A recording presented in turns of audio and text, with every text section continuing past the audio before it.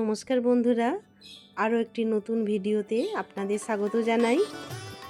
প্রথমে ঘুম থেকে উঠে আমি যেমন পাখির খাবার তৈরি করি, সেই পাখির খাবারটা রেডি করে নিচ্ছি। আজকে ওদের পেয়ারা, গাজর, শসা আর একটু ছোলা ভেজানো দেব। ওদের একটু রকম রকম খেতে দিতে আমারই ভালো লাগে। ওদের তো যা দেবে ওরা তাই খাবে, কিন্তু আমি একটু ঘুরিয়ে ফিরিয়ে ওদের খেতে দিতে ভালোবাসি। ওদের খাবার দেওয়া হয়ে গেলে তারপরে সংসারের অন্যান্য কাজগুলো করব। আর আজ রবিবার তো একটু কাজের চাপ বেশি, কারণ আজকে একটু বাজার আসে, সেগুলো গুছিয়ে রাখা, দু এক রকম মাছ আসে, সেগুলোকে একটু ধুয়ে ধায়ে ঠিকঠাক করে রাখা গোটা সপ্তাহের জন্য একটু কাজ আছে। তাই ওদের একটু তাড়াতাড়ি খেতে দিয়ে দেব। আর ওদের সঙ্গে একটু না খেললে, একটু আদর ওদের না করলে আমার ভালো লাগে না। দিনটাই শুরু হয় ওদের সঙ্গে একটু খেলা দিয়ে। এই দেখুন, ও বেরোবার জন্য ব্যস্ত, কিন্তু ওকে তো বার করলে হবে না। যাক, এবার আমাদের জলখাবারটা বানিয়ে নিই। আজকে চিড়ের পোলাও বানাচ্ছি।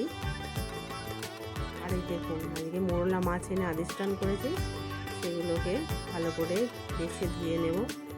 আর একটা গোটা কাতলা কিনেছে, সেটাও ভালো করে ধুয়ে নুন হলুদ মাখিয়ে অল্প একটু নিজেদের মতন করে রান্না করব আর ফ্রিজে রেখে দেব।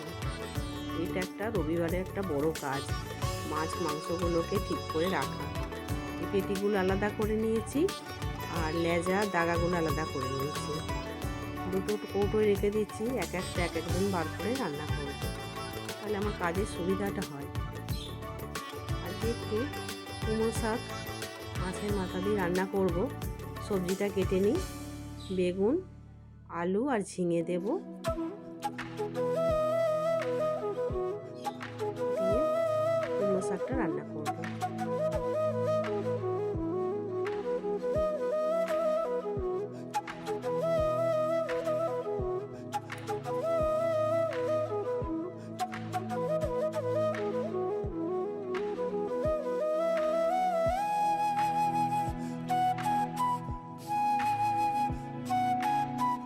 প্রথমে কড়াইয়ে তেল দিয়ে একটু পাঁচফোড়ন আর বড়ি ভেজে নেব।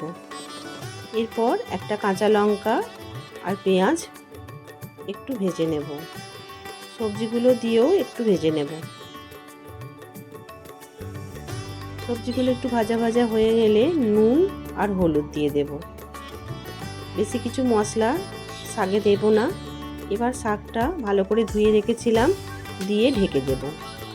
শাকটা এদিকে সিদ্ধ হোক, এদিকে আমি মাছটা ভেজে নিই। মাছের মাথাগুলো একটু ভালো করে ভাজতে হবে।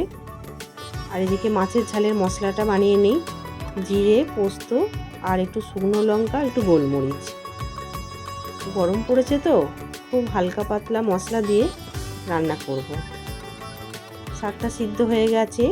এবার মাছের মাথাটা আর মাছের তেলটা ভালো করে ভেজে রেখেছিলাম, সেটা দিয়ে ভালো করে শাকের সঙ্গে মিশিয়ে নেব। শাকের তরকারি আমরা একটু মিষ্টি খাই, তাই একটু মিষ্টি দিয়ে দিলাম। এবার মাছের ঝালটা বানিয়ে নেব।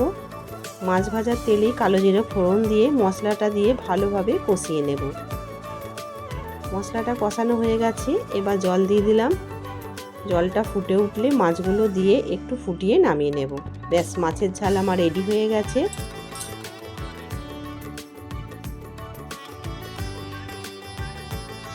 মোরলা মাছটা আজকে শুধু ভাজা করে নেব, একটু ফ্রিজে রেখে দিয়েছি আর একটু ভাজা করে নেব। মোরলা মাছটা ভাজাই বেশ খেতে ভালো লাগে। ব্যাস, অনেক কাজ করেছি সকাল থেকে, এবার একটু গলা ভিজিয়ে নেওয়া যাক। ভাত খাবো একটু পরে, রান্নাটা তাড়াতাড়ি হয়ে গেছে। ফ্রিজে অনেকগুলো বেদানা জমে গেছে, বেদানার আজকে একটু জুস বানিয়ে নিই। ছেলেটারও শরীর ভালো না, ওকে একটু দেবো, আমিও খাবো। সম্পূর্ণ ভিডিওটা যদি আপনাদের ভালো লেগে থাকে আপনারা জানাবেন। আপনারা ভালো থাকবেন, সুস্থ থাকবেন আর আগামী দিনগুলো খুব আনন্দের সঙ্গে কাটাবেন। নমস্কার।